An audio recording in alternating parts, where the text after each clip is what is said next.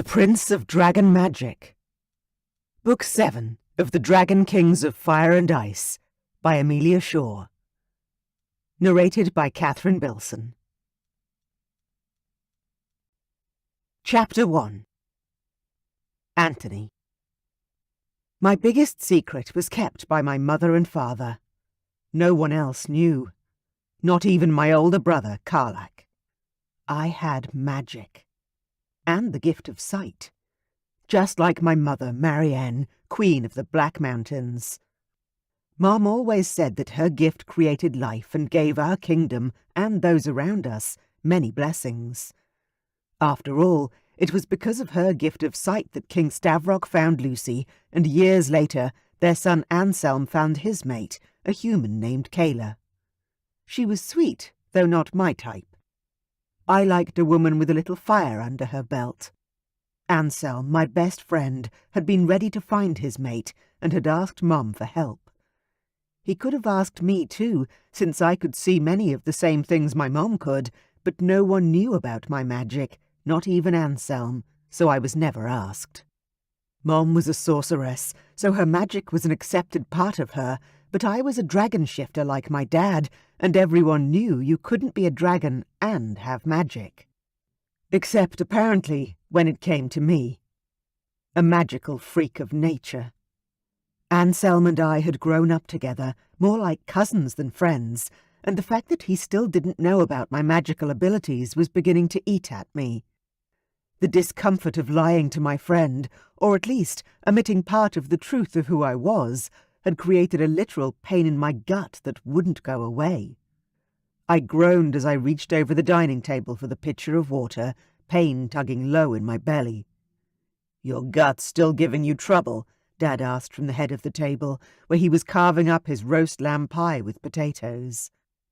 My father had spent all of his childhood and teenage years with not enough to eat, so now that he was king, he made sure we all ate well, including our people who lived within the grounds of the castle. "Yeah," I said, putting a hand to my stomach as I poured a glass of water. Mom stared at me from her side of the table, her hands wrapped around her hot cup of tea. "What?" I asked, glaring back at her. "You know what I think it is." She took a sip of tea. "You need to stop lying to everyone, Anthony." I stared down at my empty plate. "No, I'm just hungry." I began piling food onto the porcelain.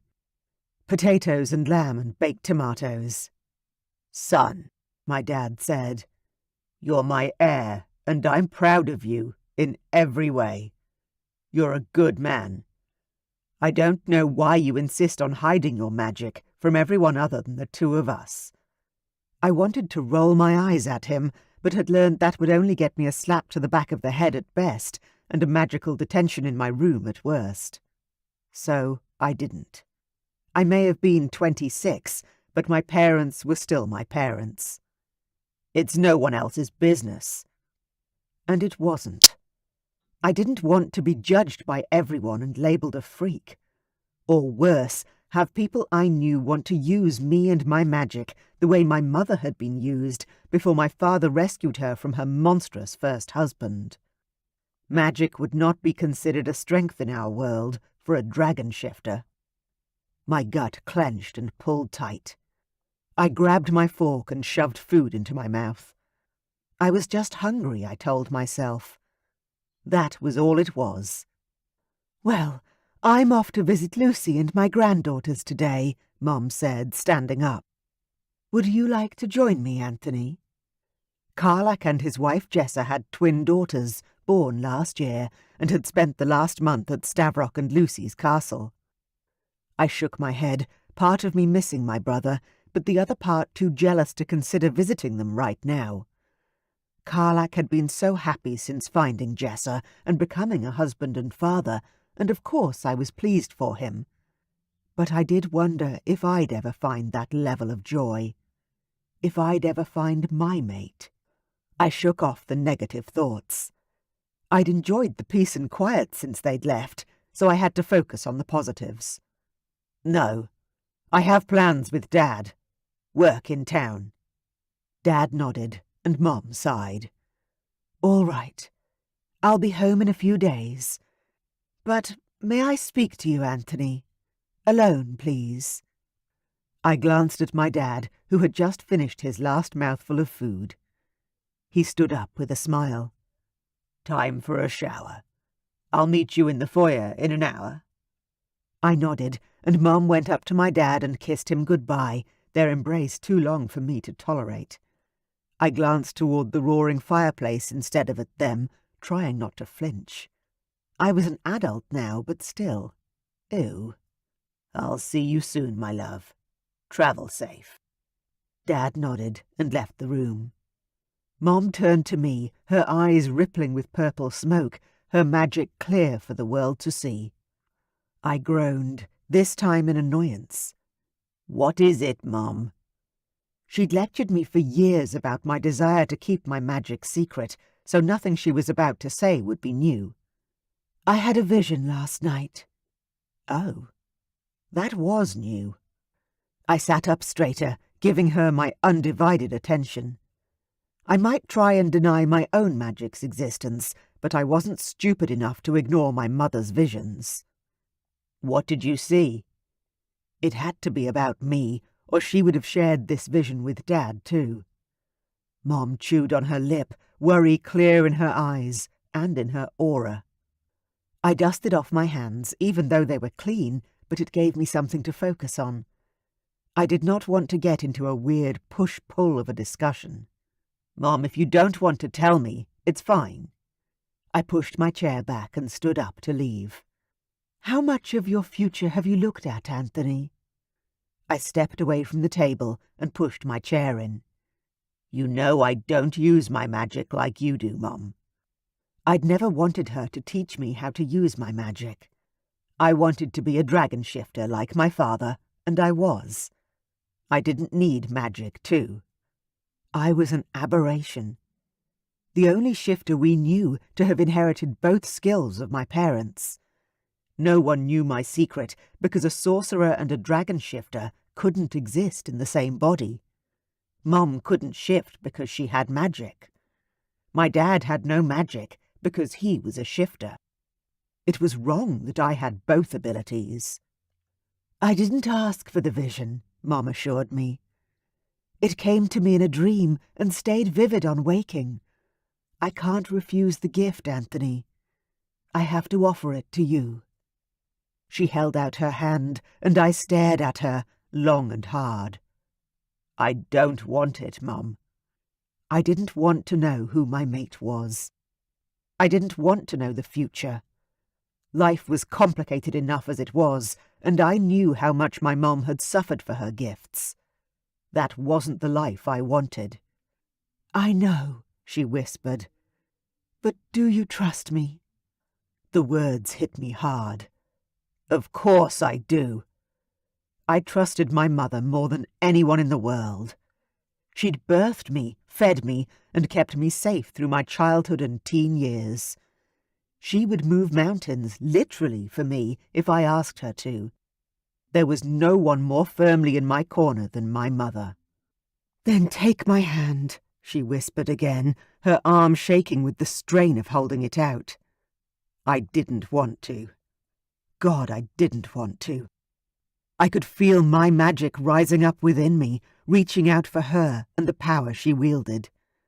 I fell forward involuntarily and caught the edge of the table. I clutched the wood, not wanting to admit that I was afraid. Afraid of what my mum wanted to show me, afraid of what my magic would do once I opened that door. I'd never allowed my magic to learn or grow, consciously shoving it down into the black hole I'd created for all the parts of me I didn't want to admit existed. But here, now, I could feel it rising, bigger than ever before. "Please!" Mom gulped out the word, and I was propelled forward by my own powers. I lifted my arm and reached out for her, my fingers straining to meet hers as if of their own volition. When our hands connected, I was thrown into a world I'd long since stopped allowing myself to enter. I threw back my head, and my eyes slid closed as I stood up straight and held out both hands for my mother's magic transfer. There was my future, flashing before my eyes. A woman, with red curly hair, the flames of desire and passion whirling in her eyes. The image shifted, and real flames surrounded her. There was a child in her arms. Then the flames were gone. She dropped to her knees, begging me for help. I stood over her, shaking my head. Despite the fact I couldn't hear any words, I knew what she wanted. She needed me, my magic, and I was refusing to give in to her pleas. I wouldn't use my magic to help her or anyone, not even my own child. I gasped and pulled my hands from my mother's grasp, not wanting to see any more. No, no, no.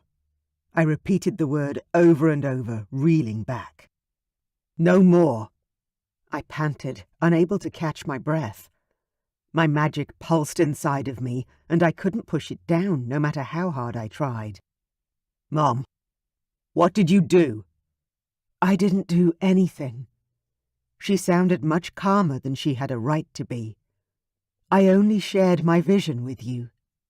I staggered further away from her, toward the doors that led out into the hallway.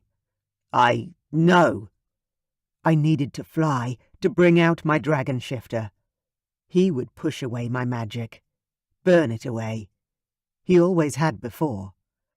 Anthony, where are you going? Mom called out behind me, but I kept going, staggering down the hallway, dragging my left foot that for some reason didn't seem to want to work. Finally, I made it to the balcony doors, and there I stopped to strip off my clothes. I was in my working clothes, so my sweater and shirt, then jeans, soon hit the ground. Anthony! My mother's voice was getting closer now as she rushed after me. I didn't want to deal with her. Not now. I'd trusted her when she asked me to, and now I was verging on the edge of losing control. I grabbed for the door handle and pushed it open. The cold air of winter hit me in the face, and I stumbled out into the snow. The Black Mountains were cold, but nothing like the North Kingdom. The Winter Palace. With thoughts of heading to my friend Stavrock in my mind, I let my dragon shifter take over my quickly freezing body. My wings extended from my back, my skin shifting into scales and rock-hard muscles. I closed my eyes, enjoying the rush of power and strength that my dragon gave me. I extended my wings and stepped up onto the balustrade, launching up into the wind just as my mother pushed open the door and shouted at me. "You need to act now, Anthony. There's no time." But I wasn't listening to her. Not today. I flew high, away from the kingdom of the Black Mountains and toward the north. Toward the Winter Palace. Away from my mother and her magic. If only I could get away from mine as easily. Chapter 2.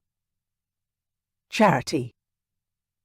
My name didn't suit me, but no one needed to know that. Not until they had to know, of course. "Can I help you, sir?" I asked the bristling hog in front of the reception desk. "Yes, you can get your manager for me. Now." "Ah, yes. You want a white, middle-aged man, don't you?" "I am the manager, sir. And you're upsetting my staff. So, how may I be of assistance?" I ran the largest restaurant in town. My staff were mostly women. Moms who needed extra cash or time off from their families, or high school girls who wanted work after school. "You can get me a table. Now." I glanced over at my concierge, Tanya, a mom with 5 sons who had the patience of a saint. Even she looked harried and annoyed. I glanced down at our books, even though I knew we didn't have a table to spare. "I'm sorry, sir. We're booked out this evening." I didn't offer him a seat at the bar or an alternative night. Tanya would have done so already, and it was obvious that he'd already tried to push his way in. "No, I want a table now. I have clients here from the city, and this is the only decent restaurant in town." I glanced behind the huge lug, and there were 3 other suits, all staring at their phones, ignoring his boorish behaviour. "I understand, sir. Would you please excuse me for a moment?" I tilted my head at Tanya, and we stepped out of earshot. Okay, so 2 choices. I can kick them out, obviously. Or we can offer them the private corporate room. Tanya snorted. "I offered him the private room, not that he deserved it, but he shut me down. Too expensive." I grinned at her. "Perfect." I would have loved to have just thrown him out on his arse, and I still might be able to, but I had a much more fun card to play now. "Go check on the staff and kitchen for me. I won't be long." Tanya hurried off, and I stepped back to the desk with a grin firmly in place. "Good news, sir." I raised my voice for his corporate clients to hear. "Our private room is available for your party. I'm sure you want to spoil your guests with the best of what our little town has to offer." I batted my eyelashes at him and directed my smile at the other men who'd walked up behind him. "Barry, have you got a table? We're starving." I put on my brightest smile as Barry huffed and puffed. "Oh yes, gentlemen, this way. Barry has booked our corporate room. You'll have privacy and space." And a $500 bill just for the room. I stared at Barry, daring him to refuse the only available table. He nodded. "Yes, chaps, you're in for a treat." Then he stared straight at me. "The manager herself will be serving us in the private room. The cost surely dictates such service." I had the best staff on tonight, being a busy Saturday night, so unless the kitchen caught on fire, they wouldn't need me too much. "Of course, sir," I said smoothly. "This way." I walked the party of 4 to our only private room, seated them, and gave them all menus. "I'll be back soon with the specials and to take your orders." Barry was an ass, but his money was as green as anyone's. The rest of the night went amazingly fast. Between managing the staff and our temperamental chef, I was busy enough. Add in Barry and his clients, and the bottles and bottles of wine they consumed, I was run off my feet. Barry picked up the bill with only a slightly grudging manner, and the men he dined with left me a nice tip. It was, all in all, a good night. "Thanks, everyone. You did great tonight." I waved off the staff and sat down to look at the reservations we had for the following evening. "Thanks for taking care of that guy for me, Charity," Tanya said, as she slung her handbag over her shoulder. "Oh, you know it's no problem," I answered with a smile. "I'm always there for you."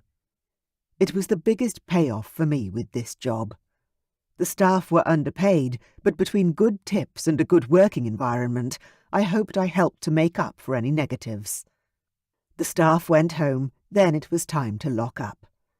Part of me had expected retribution from Barry for tricking him into paying for a very expensive dinner, but he'd been so jolly by the end of the evening, he'd practically rolled out the front door.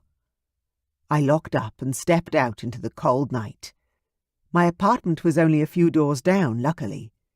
I hurried along the street, keeping an eye out for anyone and anything that might be a danger.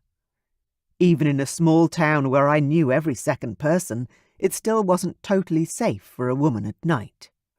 I reached my building's front door, opened up, raced inside, and locked it again. My heart had been pounding too fast, again, and I was a little disappointed with myself. Despite the fact that I'd taken self-defense classes since I was young, I was too aware that I didn't have much hope against a man with a knife or a gun.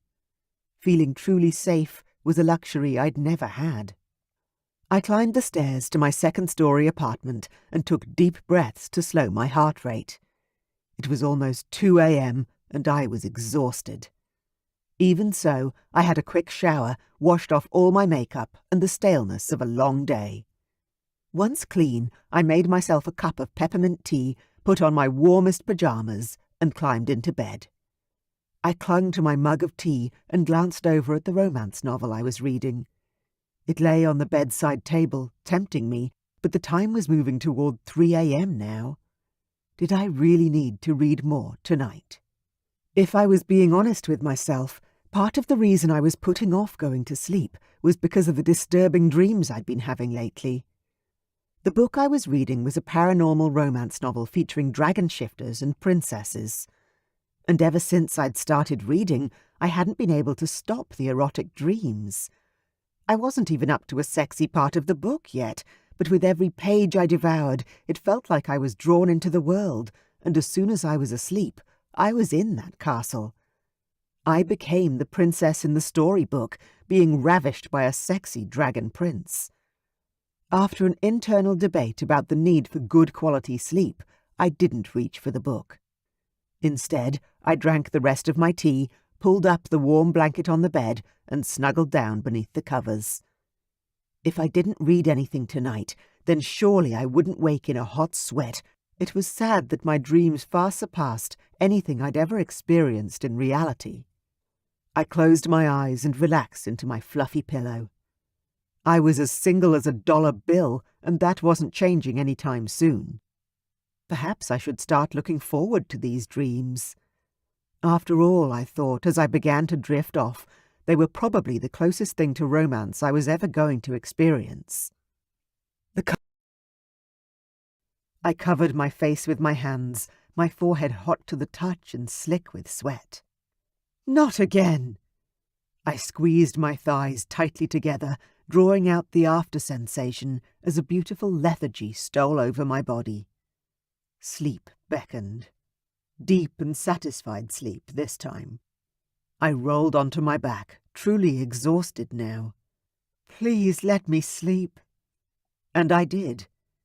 I slept through until lunchtime the next day, my dreams still haunted by those beautiful blue eyes, with the purple mist circling within their depths.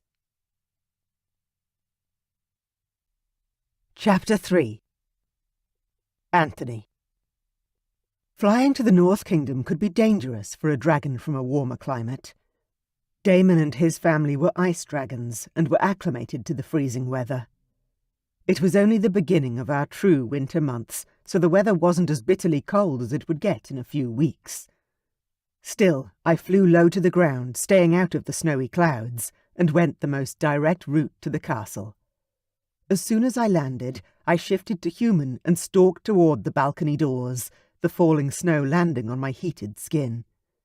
I opened the door myself, no servants hanging about waiting for visitors. They probably didn't receive many uninvited or unannounced guests. And I hadn't told the family I was coming. As soon as I was inside, a maid saw me and fluttered her hands in shock.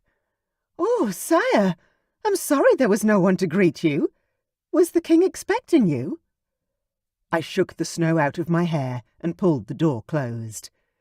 The castle wasn't as warm as my father's castle, but it was clean and well furnished, and definitely warmer than the cold air outside. No, this was an unplanned trip. She set aside her broom and nodded. "Let me fetch you a robe and I'll send for someone." She meant someone from the royal family, so I smiled my thanks as she rushed off to find me some clothes. "Anthony?" I turned to find Cassandra, the queen, walking toward me with a curious stare. "What are you doing here?" Cass was still beautiful, her long blonde hair streaked with silver. "Hi, Aunt Cass," I said, greeting her with a kiss to her cheek. "I had a fight with Mom and started flying. I hope I'm not interrupting anything." I wasn't entirely sure why I'd flown here, hadn't even considered going another way. Another sign my magic and intuition were growing. I pushed that thought out of my head. "Of course not," Cass said, though her characteristic smile wavered. "It's just, we're having a few issues with Veronica." I grinned and would have laughed, except for the fact that Cass clearly wasn't amused. "What?" I said, when she quirked an annoyed eyebrow at me. "You all call her the Dragon Daughter. She's always been strong-willed. How old is she now? 18? She was the youngest of our generation.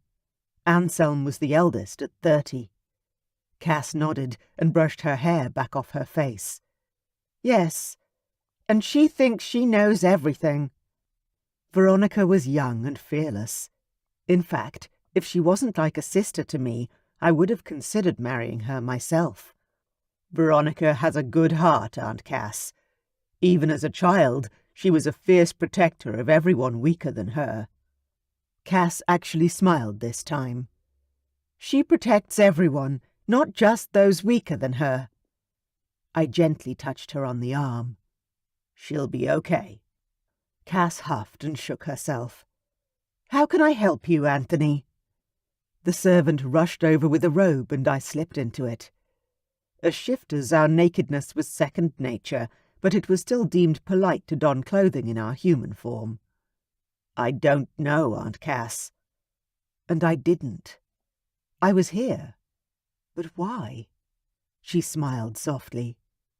How about some dinner? My stomach grumbled as if on cue. That would be great. The robe was soft and warm with thick fur around the collar. I think I'm taking this home. It's great. Cass laughed. Please do. Now, dinner. Cass and I joined her husband, King Damon, at the dining table in their small family eating room. Anthony, this is a surprise. How are you? Damon stood up to extend his arm and shake my hand. Thanks for having me on, well, no notice at all. I sat down and slid the chair in, my gaze landing on a beautiful fare of roasted vegetables and steaming hot pies. This looks amazing. Eat, please. I know how flying creates hunger. Then tell us how we can help you, unless I missed something and you've already told Cass everything. Cass reached for one of the pies and slid it onto her plate. He had a fight with his mom, which I can imagine would happen on occasion. Marianne is a fiery one. Damon snorted. She isn't the only one. Oh, hush, Cass said, glaring at her husband. You have to put up with me. We're fated. Remember? Like I could forget, Damon said, reaching for his wife's hand and lifting it to his lips to kiss her knuckles. It wasn't quite as bad as watching my parents kiss and touch each other, but it was close. I focused on my food, shoveling roasted pumpkin and potato into my mouth. Of the 5 kingdoms in our realm, my family was friendly with 2 of them, led by King Stavrock and King Damon. All 3 kingdoms had kings and queens who were fated mates. Meant to be, in every way. Funny how people used to think that fated mates were rare, I said, breaking the silence and grabbing a pie as well. Damon chuckled. Well, I certainly never thought I'd find mine. We were both very lucky, Cass said, smiling brightly. The happy atmosphere was broken by a slamming door behind me and heavy footsteps on the floorboards. I jumped up and turned, my dragon shifter leaping to the forefront. But it wasn't a threat entering the room, but the dragon daughter herself, ablaze with fire. Hi, Veronica. I grinned at the girl I'd always considered akin to a little sister. Her frown lifted when she saw me.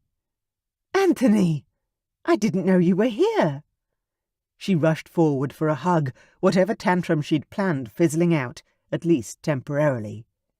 It wasn't planned. I just started flying and found myself here.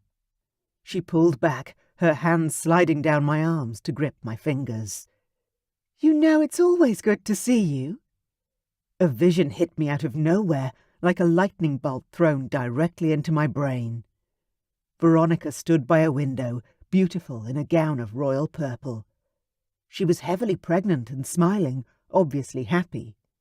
But where was she? I recognized the windows of the castle, but couldn't place the location.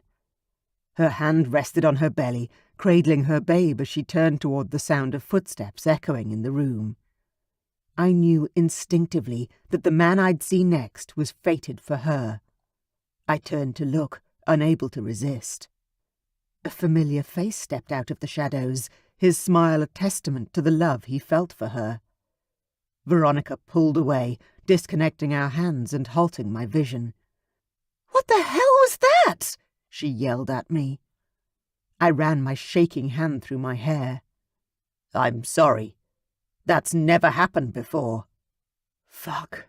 How the hell was I going to get out of this one? "What happened?" Damon demanded. "Oh, it was nothing," I said, looking to Veronica and hoping she'd see that I wanted her to keep my secret. Apparently not. "When he grabbed my hand, I saw... Veronica gulped, unwilling to share what we'd both seen.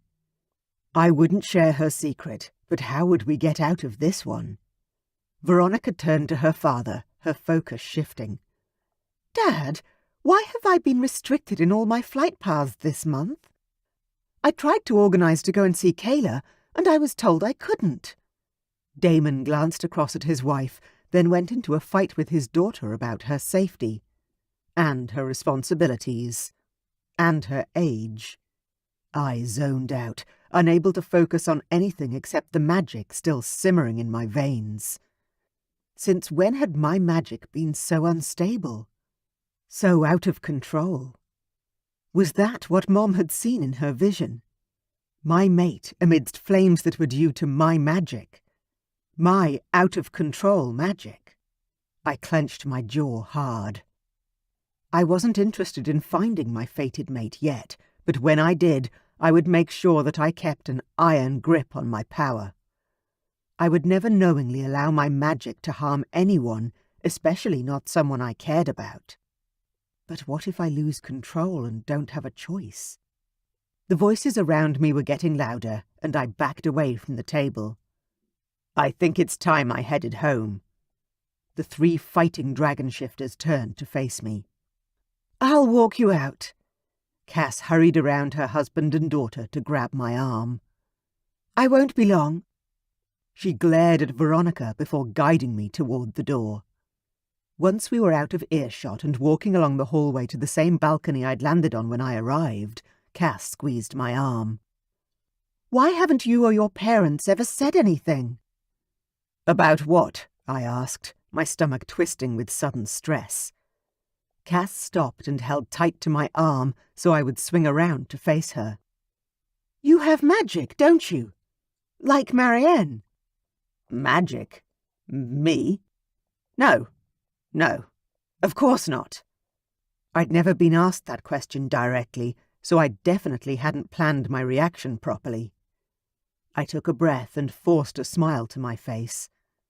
"I can shift, you know that. I can't have magic as well." Cass's gaze was keen, and even though she didn't say anything, I knew she didn't believe me. She nodded. "That's true. So how did you just show my daughter a vision? And although I'm tempted to ask what it contained, I know what you shared with her is personal. So I'll somehow refrain, for the moment." I opened my mouth to rebut what was clearly the truth, and Cass raised an eyebrow as though daring me to lie. I slammed my mouth shut and didn't say anything. The last thing I wanted was to be a liar, though I was tempted. The Queen lifted her hand and I kissed her knuckles as a show of respect. "Thank you for visiting us, Anthony. Fly safe." She was dismissing me instead of grilling me further, and I appreciated the reprieve more than I could say. "Thank you, Aunt Cass." She nodded and turned and walked away. I watched her go, too many conflicting thoughts in my head. Should I call out and try to reassure her that she hadn't seen what she thought she had? Or would that just compound my weak attempt at denying the vision?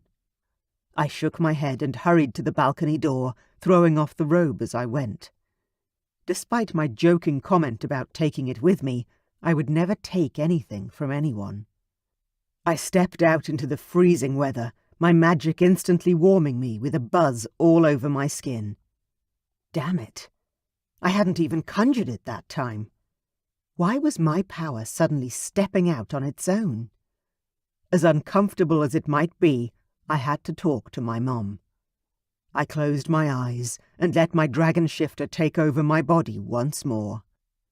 It was time to go home and find out how to turn off this other side of me, this unwanted, flawed side, once and for all. Chapter 4. Anthony. When I arrived home, my mother was waiting for me just inside the doors to the balcony landing area with a warm robe and slippers. Our castle was well made, and my father had ensured it was well kept. However, it was mostly stone and freezing to the touch in places, so the slippers were a welcome greeting. "We have to talk," she said, as I slid my arms into the robe and tied it around my waist. "We certainly do," I agreed. "How do I get rid of my magic forever?" She gaped at me. "What?" "I don't want it," I declared. "I never have. And it's getting stronger. I can't control it as I once did." "You're not meant to control it," Mom said, stepping closer. Her voice was a little short. "You're meant to embrace it. Be grateful for it. The way I am, every day." I rolled my eyes at her. "Grateful? You know I'm not meant to have the ability to shift and magic as well. One or the other, not both. It makes no sense. I'm a dragon shifter." "You want to embrace your father's side of your bloodline, but not mine." The hurt in her voice stabbed through me. "That's not what I meant. Not at all. It's just no one else has both. It's not right. I'm a freak, Mom." "You're not a freak," Mom corrected in her harshest tone. "You're a miracle. I would have loved to be able to shift, to soar on the air." "Well, you can have it," I said. "Obviously it's possible, even though you didn't think so before." My mother put her hand to her forehead, pressing her fingers into her flesh, as though she needed to stop the headache. "No, Anthony, you don't understand. It's your inability to accept your magic that causes the... Oh!" She froze, her eyes flashing with purple as her magic took over her body. Her trembling made me flinch, and I couldn't stop myself from gripping her arms. I didn't like sharing my mother's visions, but her magic called to mine, as did my need to help her. "Mom, The vision hit me with the weight of a tree trunk. My mate was walking along the road. Someone was stalking her. She was hit from behind and she fell. He was on her. My mate was screaming. Horrible, blood-curdling screams of pain. He was hurting her, making her. I pulled away, managing to disengage from my mother's magic, my soul recoiling with rage as my dragon rose up within my heart. "Where is she?" I growled, my shifter barely contained. "She's..." Mom wrapped her arms around her body, shuddering. My worry rose, almost swamping me with its intensity. "She's at work. I can show you." She held out her hand, and this time I grabbed it without a second thought. Flashes came at me. Main Street. Number 245. A big red brick building. A restaurant. Then a grey 2-story smaller building. Blood. So much blood. I let go of my mum, scales already covering some of my skin. My teeth had shifted in my mouth and I couldn't talk. Mom rushed to the balcony door and pulled it open, standing back to give me room. "Go! Go! Before it's too late to save her." Too late? I rushed for the door, barely squeezing through as my dragon body took over my smaller human one. I leaped over the railing, dropping like a stone before completing my shift mid-flight.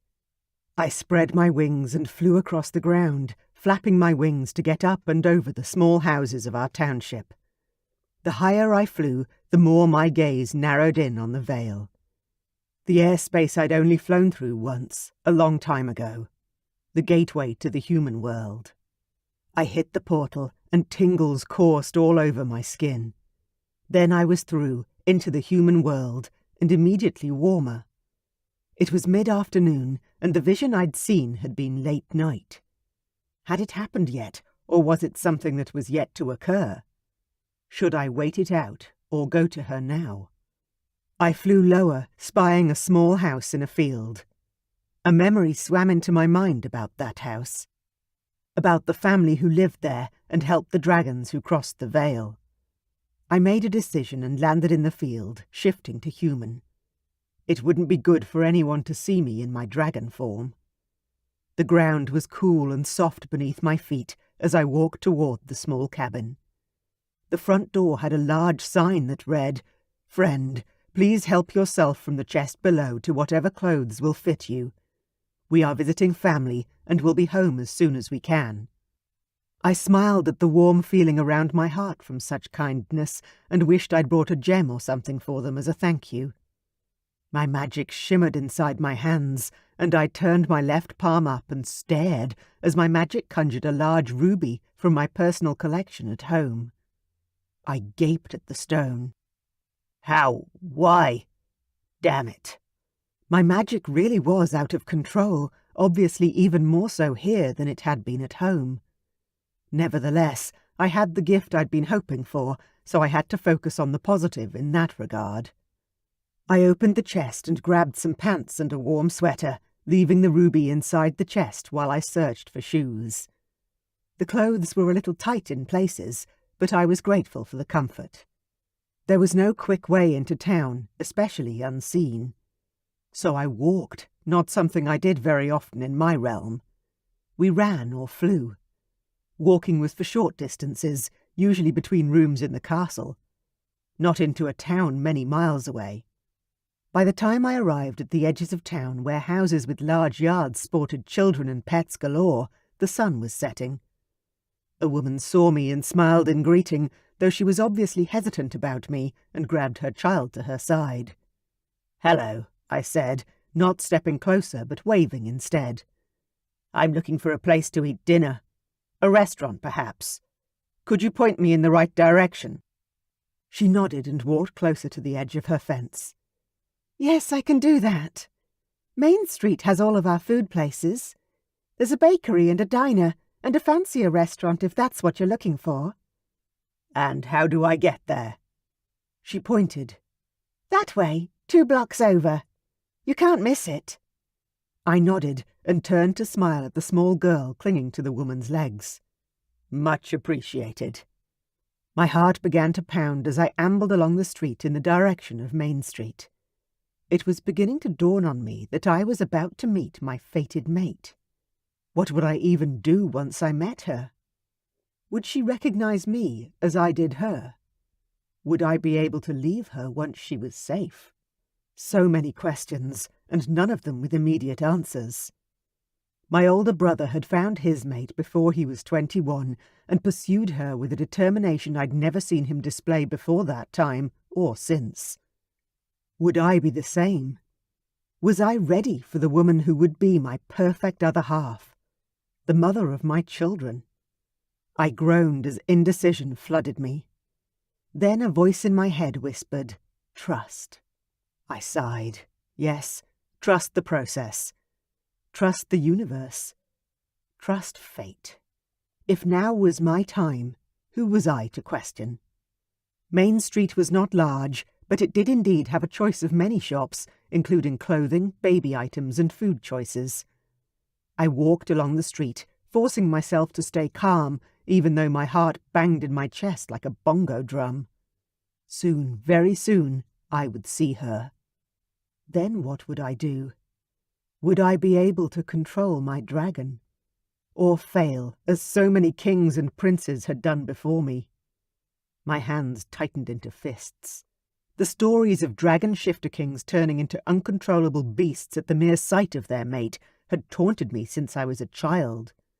Some thought it was romantic, weirdly. I found it disturbing. I'd never had a problem controlling my dragon, or my magic, though one of those had become quite difficult recently. A chill stole down my spine, and I stopped. Something was familiar here. I lifted my gaze and turned to stare across the road. There it was, the restaurant I'd seen in my vision, with its glowing sign and vibrant, warm lights coming from within. My stomach grumbled in hunger, but I had neither money nor the patience to sit with my mate in arm's reach and not say or do anything. Instead, I found stairs up to a roof terrace opposite the restaurant, and there I rested while I waited for Mom's vision to come true. Chapter 5. Charity. It had been a ridiculously busy night for a Sunday. The last thing I needed was another run-in with Barry from last night, but what was another bully to deal with? I'd been handling them my whole life. I locked up, grateful for the earlier-than-normal finishing time. Sundays we closed at 10, so I'd be home and in bed before midnight. Thank goodness. I was freaking exhausted. Mom kept telling me I needed to slow down, but who was I going to defer to? There was no backup manager. There was me and my amazing staff, and the owners who lived hours away in the city and didn't give two hoots if I worked myself into the ground for their bottom line. I slid my keys into my bag and turned in the direction of my apartment. Mom had dropped off some soup today, so that would be supper when I got home. Something warm and filling on this cold night. I pulled my coat tighter around my body as the wind whipped around me. "Hey, you! I want to talk to you!" A male voice slurred the words behind me. I jumped and whirled around as a heavy hand grabbed my shoulder. When I saw who it was, my heart began to pound. "Barry, what are you doing here?" He looked drunk and mean. His hands were clenched at his sides, and his face was slashed with redness. I had pepper spray in my bag, and home was only 100 feet away. How quickly could I get my keys out of my bag if it came to a fight? "You," he growled. "You made me look a fool. And cost me a fortune." I opened my mouth to reply, scrabbling in my bag for the pepper spray, but he swung his arm so fast I didn't even see it coming. His fist collided with the side of my face, and I fell backwards. Crack! My head hit the concrete, and my vision went black as pain swamped my body. I gasped out, blinking, trying to see. Panic hit. I put my hand up to my head, and wetness met my fingers. Was it raining, or was I bleeding? "You fucking bitch!" Barry snarled, grabbing my foot and dragging me along the sidewalk. "Ow, Barry! Stop!" I tried to sit up, but each tug cracked my head back once more. My vision seemed to be returning, but I was shaking now, adrenaline zinging along my veins. I kicked out at him but couldn't budge his grip on my leg. He dragged me into the narrow alley next to the restaurant. Dirt ground into my back, and darkness intensified due to the buildings crowding above my head. "You owe me!" He shook my leg before releasing me, then threw his jacket to the ground. Holy shit. No. "I've got cash at my apartment," I gasped out. "I'll pay you back, and no one has to know." I had to keep him talking. I had to fight. He already had me at a disadvantage, but maybe I could talk him around. His foot slammed into my belly, and I screamed as pain swallowed me up. All the air left my body in an agonized hiss. I curled up and rolled onto my side, panting for breath. My head was spinning, and I'd long stopped panicking. My thoughts had slowed due to pain and shock, and I couldn't formulate a plan of how to get away. How was I going to survive this? Barry's heavy body landed on top of me, and I cried out, pushing at him to try and get him off me. He pinned my flailing arms down with embarrassing ease and rolled me onto my back, making more pain splinter inside my head. "Get off me!" I screamed again, as his hot breath puffed against my face and his sweaty body gyrated against mine. "Never!" he grunted, grabbing one of my breasts in his rough grasp and squeezing. A terrifying growl filled the alleyway. I stared up at a dark silhouette as someone entered the space. It was a man, A very large man, maybe. I blinked, trying to bring him into focus, groaning in disgust as Barry squeezed my breast yet again. He was so caught up in attacking me, he hadn't noticed the intruder. "Help me, please," I whispered the words, unable to call out properly because of the weight of Barry's body on top of me. Hot tears filled my eyes, and I gulped as the man stalked forward, reached down to pick Barry up, and threw him with sickening accuracy into the brick wall beside us. Barry dropped like a bag of shit, unconscious. Judging by the crunching noise when he hit the wall, he had to have broken several bones. I was whimpering and shaking now. "I'm here to help you." The man's voice was gentle. He scooped me up into his arms, and I immediately felt protected. I closed my eyes and covered my face with my hands, allowing the unfamiliar sensation to wash over me. Safe.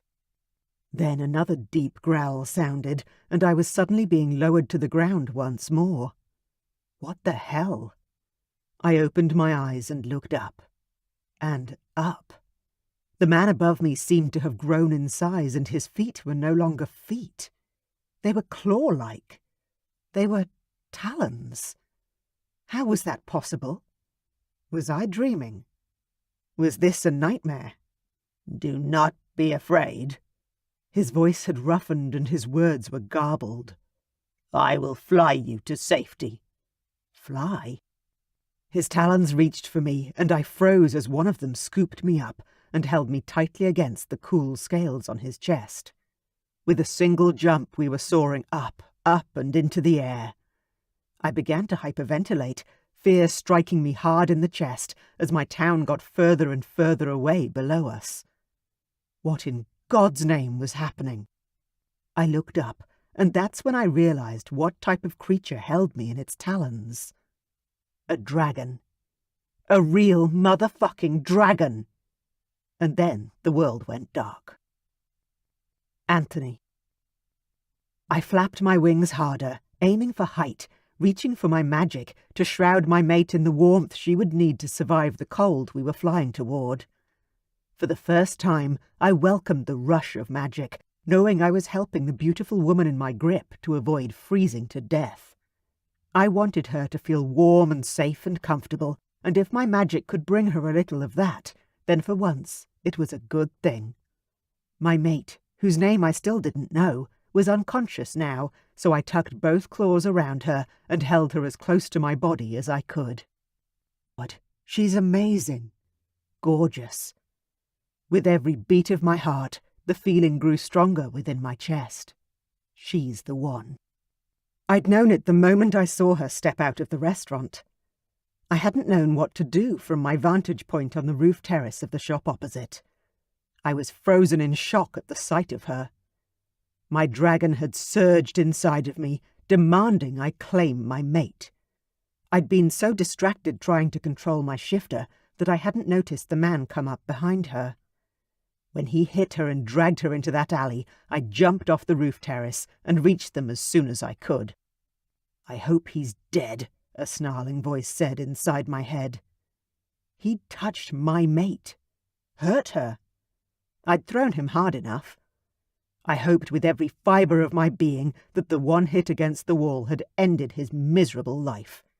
What sort of man hit a woman who couldn't defend herself? What sort of man tried to rape a badly injured woman? A man who didn't deserve to live.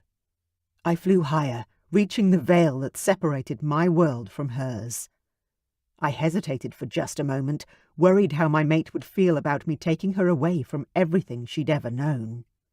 But she was injured, and my mother's magic could heal. My dragon fought my humanity back, knowing that we would be able to make her happy. Somehow we would make it right. Because now that I had her, I would never let her go. I flew through the veil, and the cold hit hard. I pushed more of my magic down through my claws to protect my mate from the snow as I flew, catching the wind currents so that I conserved my energy where I could. The Black Mountains were in sight. My home. And now, hopefully, it would be my mate's home too. I flew lower, pushing myself to fly to the top level of my parents' castle, where I would be seen by fewer people than if I landed on a lower level. I manoeuvred my hold on my mate and managed to land on the icy balcony on one leg. I shifted back quickly, catching my mate in my arms and rushing to the door. It immediately opened for me, my mom on the other side of the glass. "Come in, come in! I've prepared the bed for her." The top floor of the castle was the wing that Mom once lived in when she was the widow of King Magnic. When she married my father, she moved into the royal chambers. I didn't ask questions. My mother always knew everything. So I simply followed her to the small room where she'd once lived and placed my mate on the clean sheets. Mom pulled the blankets up and over her. "She's hurt." I nodded, my teeth tightly clenched together as anger filled my heart. Mom continued, "But not as badly as in the vision. You saved her?" I nodded once more and managed to say, "I think so." She gestured to the door. "Go have a quick shower and get dressed. I'll stay with her." "Should I fetch a doctor?" I asked, already moving toward the door. Mom shook her head and lifted her hands. White magic glowed in her palms. "No, I can heal these injuries. Go get ready. Your mate will be awake soon." I took one more lingering look at my mate, her eyes still closed. Then I ran to my bedroom 2 flights down and into my shower to wash away the stink of anger and blood. My mate would be awake soon, and I wanted to be by her side when she did. Chapter 6. Charity. I jerked awake, then relaxed into a strange sort of lethargy, almost like I'd been drugged and couldn't open my eyes. But I wasn't drugged, and I was so comfortable. In a bed with expensive sheets and a soft mattress and the most luxurious pillows cushioning my head. But why was I in a bed that wasn't mine? My eyes popped open and I glanced around, not moving any other part of my body. Above my head was a bed frame I didn't recognize, with an ornate ceiling and a light fitting that looked like it was from a historical movie set. I tried to sit up, but my stomach hurt, and I moved my hand to cover the pain. "Ow!" "Try not to move," a soft female voice said. "I've done what I could to heal you, but as you're human, you'll need to do a lot of the mending yourself." I twisted to see a woman sitting calmly beside my bed. She was beautiful and very regal-looking.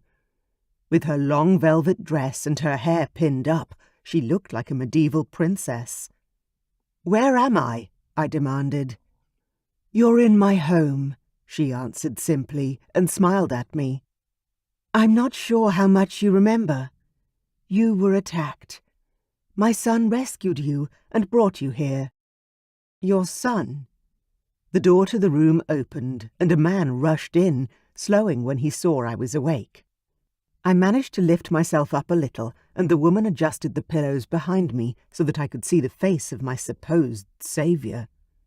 He'd rescued me from an attack. My breath caught in my throat as he walked forward, unspeaking. He was absolutely gorgeous, with bright blue eyes and dark hair, with the kind of stare that took my breath away. I bit my lip as I stared at him. He seemed familiar somehow, but he couldn't possibly be. Where would I have met a man like this? "How are you feeling?" The sound of his voice caused my whole body to shiver involuntarily. It wasn't unpleasant, more like a frisson of awareness than a shiver because I was cold. I don't know," I managed, pushing myself up to sit higher in the grand bed. "What happened?" "You don't remember?" He glanced at the woman sitting beside me.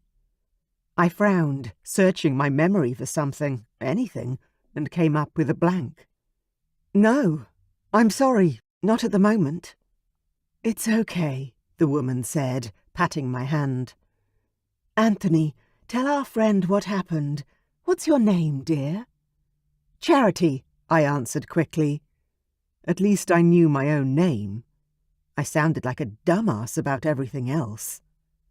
The man, Anthony she'd just called him, moved to the same side of the bed where his mother sat. As he moved closer, I could see the resemblance in the colour of their hair and the general aura they both had about them. They both radiated a sense of honesty and calm. Not feelings I usually attach to strangers. "Charity," he repeated, a soft smile tugging at his lips. An answering tug inside my belly surprised me, but I pushed it away and down. That wasn't the way to respond, just because this guy had obviously saved me from some sort of trauma. "I happened to see you leave your restaurant last night.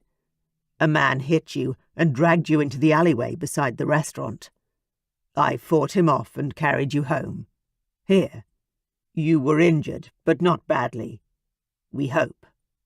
I covered my mouth with my hand as memories began to flood back. I gasped loudly. "Barry! That asshole!" Weird flashes cast images into my mind. Of Barry punching me, kicking me, then a strange, shadowy man saving me.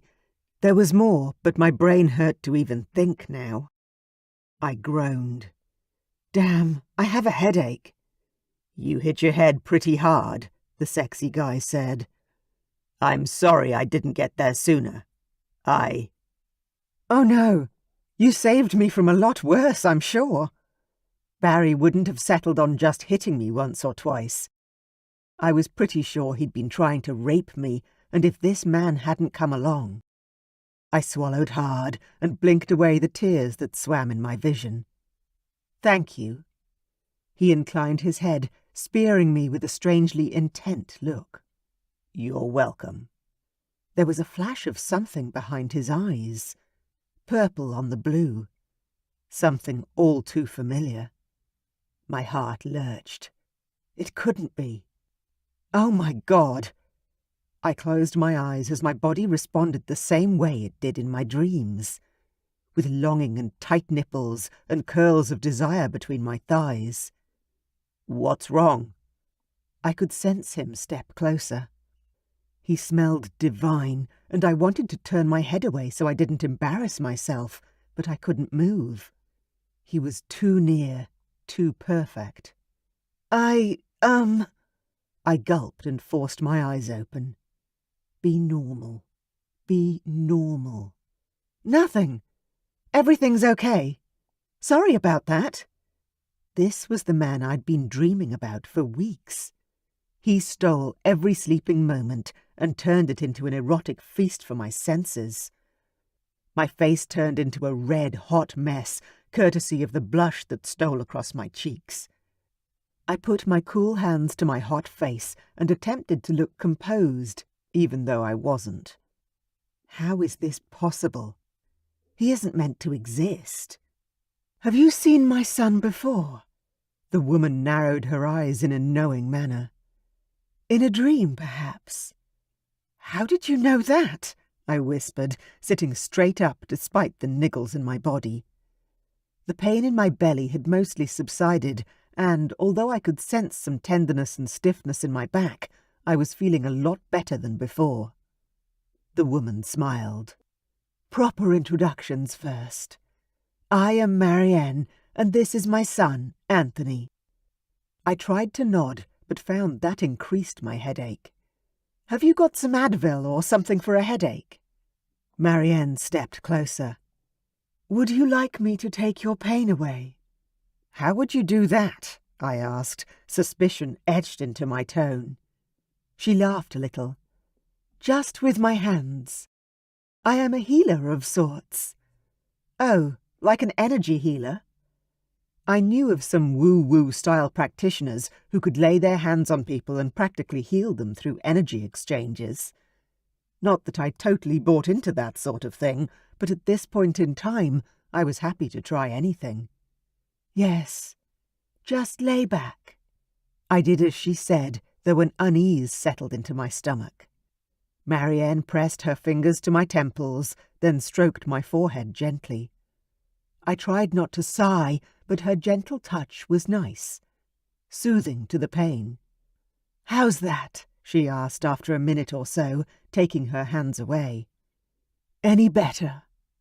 I opened my eyes, unaware of when I'd closed them. The pain was gone, and my head felt clearer than it had in a long time. I sat up once more. Oh my God, you're amazing! I grinned up at the woman and her gorgeous son, trying not to let my embarrassment take hold once more. This couldn't be the man from my dreams, surely. Just because his eyes were blue-purple and his face looked oh so familiar. No, it's impossible. Now, about that dream, Marianne said. Mom, stop it. Anthony gave his mum a push in the side that didn't move her, so I had to assume it was playful. Marianne grinned again. Secrets always come out in the end, just so both of you know that. She began walking toward the door. It's late, so I'm going to bed. My husband will be wondering where I am. Anthony snorted. Dad will be snoring his head off. She smiled softly again. Fine, I'm exhausted. I'm old. Let me get some sleep.